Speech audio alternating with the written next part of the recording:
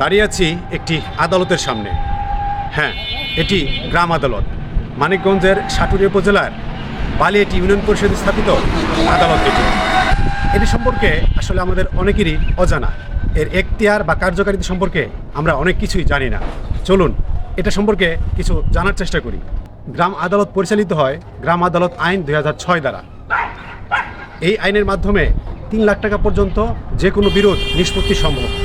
আপনার গ্রাম কিংবা ইউনিয়ন পরিষদে কিন্তু এই ধরনের একটি আদালত কিন্তু স্থাপিত হয়েছে, যেখানে এই আদালতের মাধ্যমে আমাদের যে ছোটোখাটো যে বিরোধগুলো রয়েছে, জমি জমা সংক্রান্ত, ওয়ারিশান সংক্রান্ত, বা একজনে আপনার টাকা নিয়েছে, টাকা দিচ্ছে না, এরকম প্রায় 3 লাখ টাকা পর্যন্ত বিরোধ কিন্তু নিষ্পত্তি সম্ভব এই ইউনিয়ন পরিষদের এই আদালতের মাধ্যমে।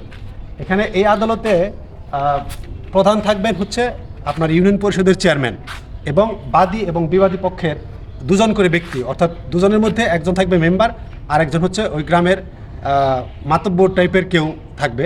তার মানে 2 জন 4 জন, আর হচ্ছে চেয়ারম্যান। এই 5 জনে একটা বিচার বোর্ড গঠন করবে এবং তারা যে রায়টা দিবে সেই রায়টা কিন্তু পরবর্তী উচ্চ আদালতেও কিন্তু এই রায়টা কিন্তু খুব বেশি আমলযোগ্য এবং গ্রহণযোগ্য। আমি কী জন্যে এই আদালতের সম্পর্কে আপনাদের একটু জানানোর চেষ্টা করছি, সেটা হচ্ছে আমার দেখা মতে যতগুলো মামলা আমি দেখেছি থানায় বা কোর্টে, তার বেশিরভাগ কিন্তু অনেক কিছু বাড়িয়ে কিন্তু বলা হয়, মানে দাবি করা হয়। ধরেন আপনি একটি মামলা করবেন থানায়, সেখানে কি আপনার কাছে আপনি কিন্তু অবশ্যই থানায় যখন আমলযোগ্য বা মামলাযোগ্য অপরাধ হিসেবে যখন আপনি উপস্থাপন করবেন, সেক্ষেত্রে কিন্তু অনেক কিছু মিথ্যার আশ্রয় নিতে হয় আমার যেরকম দেখা। তো সেই বিরোধগুলো কিন্তু খুব সহজেই এই ইউনিয়ন পরিষদের মাধ্যমে বা চেয়ারম্যানের মাধ্যমে নিষ্পত্তি করা সম্ভব। আর যেহেতু আপনার নিজ এলাকার মেম্বার বা মাতব্বর বা চেয়ারম্যান আপনার এলাকা সম্পর্কে বেশ ওয়াকিবহাল থাকেন, এজন্য যে কোনো রায় কিন্তু দিতে খুব সহজ হয়।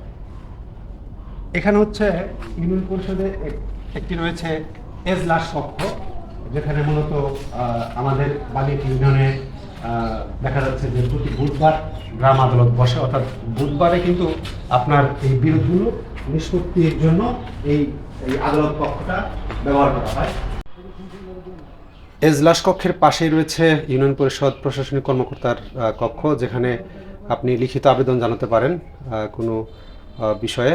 এর পাশেই রয়েছে চেয়ারম্যানের কক্ষ এবং ইউনিয়ন পরিষদের সামনে কিন্তু বেশ জায়গা রয়েছে, যদি অনেক লোক সমাগম হয় তাদের যাতে অ্যাকোমোডেট করতে পারে